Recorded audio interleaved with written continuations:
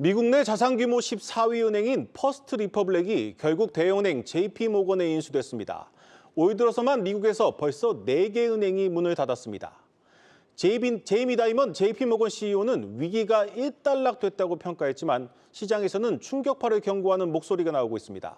이번 사태가 글로벌 금융시장과 국내에 미칠 영향은 무엇인지 먼저 서영교 기자가 보도합니다. 미국 은행 위기의 진원지 중 하나였던 퍼스트 리퍼블릭이 JP모건 체이스에 매각됐습니다. 고객들이 예금 대량 인출에 나서면서 퍼스트 리퍼블릭 주가는 3월 초와 비교해 97% 폭락했는데 더 이상 회생 가능성이 없다고 판단한 금융당국이 매각을 통해 서둘러 위기 진화에 나선 겁니다. 한동안 잠잠하던 은행발 금융위기 우려가 다시 확대될 것으로 예상되는 가운데 일각에서는 이번 사태가 SVB 파산보다 국내에 미치는 여파가 클 것이라는 관측도 나옵니다. 그동안 정부와 금융당국이 국내 은행은 SVB와 사업 구조가 다르다고 강조해왔는데 퍼스트 리퍼블릭의 자산 구조는 상대적으로 국내 금융회사들과 더 유사하기 때문입니다. 실제로 퍼스트 리퍼블릭은 보유 자산의 80%가 대출로 자산의 절반 이상을 채권에 투자한 SVB와는 차이가 있습니다. 국내 4대 시중은행의 총 자산에서 대출이 차지하는 비중이 70%인 것을 감안하면 퍼스트 리퍼블릭과 비슷하다는 분석입니다. SVB가 보유 채권에서 대규모 평가 손실이 발생한 것과 달리 퍼스트 리퍼블릭은 저금리 때 판매한 모기지 상품의 자산 가치가 급격히 하락하면서 위기를 맞았습니다. 국내 금융사들 역시 고금리에 취약한 대출 자산이 많다는 점은 약점으로 꼽힙니다. 금리 상승을 할 때 대출을 받아간 차주가 얼마나 충격에 민감하냐, 건설업 대출 이런 건 이제 금리 상승에 굉장히 취약한 자산이죠. 다만 전문가들은 국내 시중은행으로 위기가 급격히 번질 가능성은 낮다고 보고 있습니다. 국내 은행의 경우 전체 주택담보대출에서 변동금리 비중이 60%에 달해 금리 상승기에 은행이 짊어져야 하는 부담이 덜하다는 분석입니다. 하지만 금융당국이 은행들의 고정금리 대출을 늘리라고 압박을 가하고 있는 상황은 또 다른 우려를 낳고 있습니다. 최근 당국은 장기 주택담보대출의 고정금리 비중 목표치를 71%로 높여 잡았습니다. 전문가들은 지금 같은 고금리 시기에 고정금리를 확대할 경우 다가올 금리 하락기에 차주들의 부담을 키우고 은행권 건전성에도 악영향을 미칠 수 있다고 지적합니다. 고정금리나 변동금리 자체가 어떤 특정 방향으로 가는 것이 중요한 것이 아니고요. 전체적인 위험관리상의 불일치가 발생하지 않도록 금리 구조를 조정해 나가는 것이 중요하다고 생각됩니다. 한국경제TV 서영교입니다. 글로벌 콘텐츠부 박찬희 기자와 좀 더 자세히 분석해 보겠습니다. 박 기자, 벌써 4번째 은행이 사라진 건데 이 JP모건이 인수를 하면서 서둘러 봉합하긴 했지만 시장의 우려가 사라지지 않고 있습니다. 실제로 월가에서는 좀 어떤 분석들이 나오고 있습니까? 네, 앞서 리포트에서 살펴보셨다시피 미국의 최대 은행인 이 JP모건 체이스가 이 퍼스트 리퍼블릭 은행을 106억 달러에 인수했음에도 불구하고 가만 미국 증시 3대 지수가 일제히 약보합권에 거래되는 등 여전히 불확실성이 좀처럼 해소되지 않고 있습니다. 네. 이를 방증이라도 하듯 일부 미국 지역은행 주가도 급락했는데요. 로스앤젤레스에 본사를 둔 팩웨스트 뱅코프는 10% 넘게 내렸고 클리블랜드의 키코프, 트레이크시티의 자이언츠 뱅코프 등 다른 지역은행들도 약세를 보였습니다.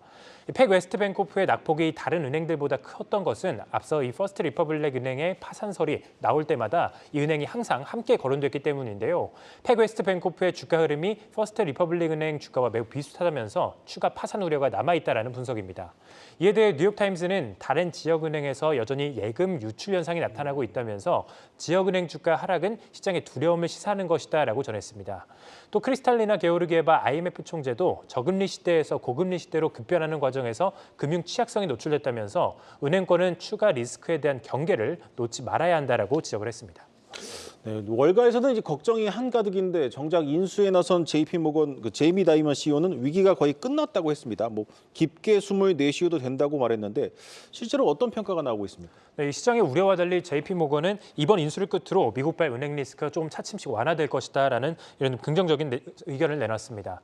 제이미 다이먼 JP모건 회장은 퍼스트 리퍼블릭 은행만큼 위기를 겪고 있는 은행은 드물다면서 이번 인수로 은행 리스크는 사실상 끝이 났다라고 자신했는데요.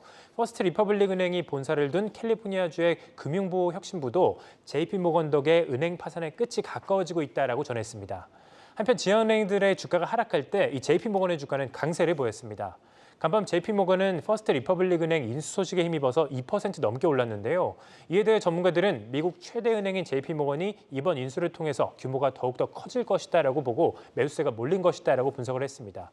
뿐만 아니라 앞으로 중소형 은행들보다 이 대형 은행에 대한 선호 심리가 더 강해질 것이다라는 전망도 함께 내놨습니다. 미국 은행 리스크의 끝을 두고 여전히 증권가 월가에서의 갑론을박이 끊이지 않는 상황입니다. 네, 특히 은행 위기를 가져올 위험 요인으로 미국의 상업용 부동산 대출 부실을 꼽는 사례가 늘고 있습니다. 이게 계속해서 여러 전문가들이 지적하고 있는 부분인데 네. 실제로는 어떤 전망들이 나오고 있습니까? 네, 월가 전문가들은 이 지역은행들의 취약점으로 대규모 고정금리를 통한 주택담보대출과 상업용 부동산 대출 그리고 실제 은행 이 가치와 장부가 간의 높은 괴리율 등을 꼽고 있는데요. 네. 은행 리스크의 신호탄이었던 퍼스트 리퍼블릭 은행은 지난해부터 이 부동산 대출을 크게 늘린 바 있었고요. 그리고 또 앞서 살펴본 이 패그웨스트 뱅코프 역시 대출의 3분의 2가 부동산 관련 대출인 것으로 나타났습니다. 이런 가운데 월가에서 투자 거장으로 불리는 찰리 먼거, 하워드 막스 등이 이 미국의 은행 리스크 다음으로 위험한 분야로 상업용 부동산을 지목했는데요. 이들은 가파른 대출금리 상승이 상업용 부동산에 타격을 줄 수 있다라고 내다봤습니다. 관련해서 김종학 기자가 자세히 알아봤습니다. 미국 지역은행의 연쇄 파산으로 대출금리가 치솟으면서 이를 감당하기 힘든 상업용 부동산으로 위기가 옮겨붙고 있다는 진단이 나왔습니다. 모건 스탠리는 올해 안에 만기가 도래하는 2조 9천억 달러의 상업용 모기지 상당 규모가 재융자를 받아야 하는데 대출금리가 최대 4.5%포인트 올라갈 것으로 보고 있습니다. 이로 인해 대형 빌딩과 점포를 새로 매입할 시중자금이 말라붙으면서 상업용 부동산 가격이 내년까지 최대 40% 하락할 수 있다는 겁니다. 현재 미국 빌딩 공실률은 1분기까지 16.9%로 2008년 금융위기 당시 최고 공실률을 넘어섰고 소매 체인인 베드베스 비욘드가 파산하는 등 사무실, 소매점 수요가 급감하고 있습니다. 투자 위험이 커지자 실물자산 운용사들은 고위험, 고수익으로 여겨지는 이들 자산 대신 위험도가 낮은 주택과 물류, 수요가 남아있는 데이터 센터로 투자 비중을 옮기기 시작했습니다. Strong demand from the commercial banks for low leverage lending to the popular sectors such as logistics and the alternatives, including residential. In terms of retail, we are still very wary of broadly the market. 제한적인 투자 환경에서 부동산 대출 시장의 기대 수익률은 5%, 고위험 투자로 10%가량까지 낮아졌습니다. 이번 주 미 연방준비제도의 통화정책회의를 앞둔 시장은 금리 하락 사이클 재현에 마지막 기대를 걸고 있습니다. We are seeing now, certainly in a number of markets, in most markets in Europe, signs that inflation is, if it has. 문제는 미국 지역은행 구제 이후 대형 금융기관들이 부동산 수요를 줄이기 위해 일제히 대출 문턱을 높이기 시작했다는 겁니다. 금리 인상 사이클이 숨고르게 들어가더라도 부동산 자산 가격 하락과 낮아진 수익률로 인해 실물자산 운용업계의 어려움이 지속될 수 있다는 전망입니다. 한국경제TV 김종학입니다. 이런 가운데 그동안 은행 리스크의 대체 자산으로 수혜를 입었던 가상화폐 시장이 지난밤 큰 폭으로 하락을 했습니다. 사실 네. 이제 지난주까지만 해도 10만 달러 전망까지 나왔는데 이렇게 크게 떨어진 이유가 뭡니까? 네, 그동안 가상화폐는 지난달 은행 리스크가 처음 발생했을 때 피난처로 좀 주목을 받으면서 급등한 바 있었는데요. 네. 실제로 비트코인이 처음 등장했을 때 그 배경을 살펴보면 글로벌 은행들의 신뢰도가 좀 흔들리는 상황을 대비해서 만들어진 대체 화폐라는 그런 점도 있습니다. 처음 등장했을 때 디지털 금이라는 별명이 붙기도 했는데요. 지난주까지만 해도 은행 리스크의 지속으로 월가에서는 비트코인이 10만 달러까지 갈 것이라는 이런 장밋빛 전망을 내놓기도 했습니다. 스탠다드 차타드 은행은 이 가상화폐의 겨울이 끝났다라면서 비트코인은 탈중앙화와 희소성 등 디지털 자산으로서의 가치를 입증하면 내년 말에 10만 달러까지 오를 것이다라고 전망한 바 있습니다. 네. 또 블룸버그 통신도 지난 10년간 비트코인 가격을 분석한 결과 비트코인이 4개월 연속 상승한 뒤 그 이듬해 260% 급등하는 패턴을 반복했다라고 전했는데요. 그러면서 이 비트코인 반감기가 근접했기 때문에 상승세를 보일 가능성이 크다면서 글로벌 채권 시장 자금의 1%만 비트코인으로 넘어가더라도 비트코인 가격이 18만 5천 달러를 넘을 것이다라고 내다봤습니다. 네. 그러나 시장이 은행 리스크 해소 여부에 대해서 뚜렷한 방향을 잡지 못하면서 이러한 전망에도 제동이 걸렸습니다. 비트코인은 오늘 오전 6시경 JP모건의 퍼스트 리퍼블릭 은행 인수 소식을 은행 리스크 해소로 받아들이면서 5% 가까이 급락했었는데요. 이후 은행 리스크가 완전히 해소된 것은 아니다라는 의견이 제시되면서 소폭 반등한 모습입니다. 전문가들은 은행 리스크뿐 아니라 내일 발표되는 5월 FOMC 결과도 지켜봐야 한다고 조언을 했습니다. 네, 말씀하신 것처럼 이제 오늘 밤부터 이틀간 5월 FOMC 정례 회의가 개최가 됩니다.